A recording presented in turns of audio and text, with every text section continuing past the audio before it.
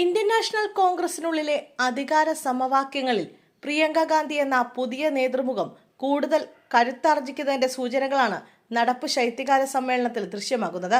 സഭാ നടപടികൾക്ക് ശേഷമുള്ള ചായ് പേ ചർച്ചയിൽ പ്രധാനമന്ത്രി നരേന്ദ്രമോദിക്കൊപ്പം മുൻനിരയിൽ പ്രിയങ്ക ഗാന്ധി ഇടം പിടിച്ചത് രാഷ്ട്രീയ വൃത്തങ്ങളിൽ വലിയ ചർച്ചയായിരിക്കുകയാണ്. മുൻനിര നേതാക്കൾക്കും സ്പീക്കർക്കുമൊപ്പം ചായസൽക്കാരത്തിൽ പങ്കെടുത്ത പ്രിയങ്ക പ്രധാനമന്ത്രിയുമായി തന്റെ മണ്ഡലമായ വയനാടിനെക്കുറിച്ച് സൗഹൃദ സംഭാഷണം നടത്തിയത് ശ്രദ്ധേയമായി. കേന്ദ്രമന്ത്രി നിതിൻ ഗഡ്കരിയുമായുള്ള കൂടിക്കാഴ്ചയിലൂടെ വയനാട്ടിലെ വികസന വിഷയങ്ങൾ ഉന്നയിക്കാനും അടിയന്തര ശ്രദ്ധ പിടിച്ചുപറ്റാനും അവർക്ക് കഴിഞ്ഞു. പാർട്ടിയിൽ അല്പം അകൽച്ച പാലിച്ചിരുന്ന മനീഷ് തിവാരി, ശശി തരൂർ തുടങ്ങിയ നേതാക്കളെ സഭയിൽ സജീവമാക്കുന്നതിനും പ്രിയങ്ക മുൻകൈയെടുത്തു. ശാന്തി ബിൽ പോലുള്ള പ്രധാന ചർച്ചകളിൽ തിവാരിയെ മുൻനിർത്തിയത് ഇതിന് ഉദാഹരണമാണ്. തീവ്രമായ പ്രത്യയശാസ്ത്ര പോരാട്ടങ്ങളുമായി രാഹുൽ ഗാന്ധി മുന്നോട്ടു പോകുമ്പോൾ പാർലമെന്റിലെ ദൈനംദിന കാര്യങ്ങളിലും എല്ലാവരെയും യോജിച്ചു കൊണ്ടുപോകുന്ന തന്ത്രപരമായ നീക്കങ്ങളിലും പ്രിയങ്ക ഗാന്ധി ശ്രദ്ധ കേന്ദ്രീകരിക്കുന്നു. രാവിലെ തന്നെ സഭയിലെത്തുകയും എല്ലാ നടപടികളിലും സജീവമായി ഇടപെടുകയും ചെയ്യുന്ന പ്രിയങ്കയുടെ രീതി പാർട്ടി പ്രവർത്തകർക്കിടയിൽ വലിയ സ്വീകാര്യതയാണ് നേടുന്നത്.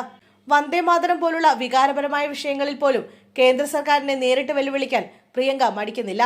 ബി.ജെ.പിയുടെ രാഷ്ട്രീയ ആയുധങ്ങളെ അതേ നാണയത്തിൽ നേരിടുന്നതിനോടൊപ്പം തന്നെ ഭരണപക്ഷ നേതാക്കളുമായി ക്രിയാത്മകമായ ചർച്ചകൾക്ക് വഴി തുറക്കാനും അവർ ശ്രമിക്കുന്നു. ശൈത്യകാല സമ്മേളനം അവസാനിക്കുമ്പോൾ കോൺഗ്രസിന്റെ പാർലമെന്ററി കാര്യങ്ങളും തന്ത്രപരമായ നീക്കങ്ങളും പ്രിയങ്കയുടെ കൈകളിലേക്ക് കൂടുതൽ കേന്ദ്രീകരിക്കപ്പെടുകയാണ് എന്നാണ് രാഷ്ട്രീയ നിരീക്ഷകർ വിലയിരുത്തുന്നത്. അതേസമയം പ്രതിപക്ഷത്തിരിക്കുന്ന രാഹുൽ ഗാന്ധിയുടെ ഇടപെടൽ കോൺഗ്രസിനകത്തും പുറത്തും അതൃപ്തിയാണുള്ളത്.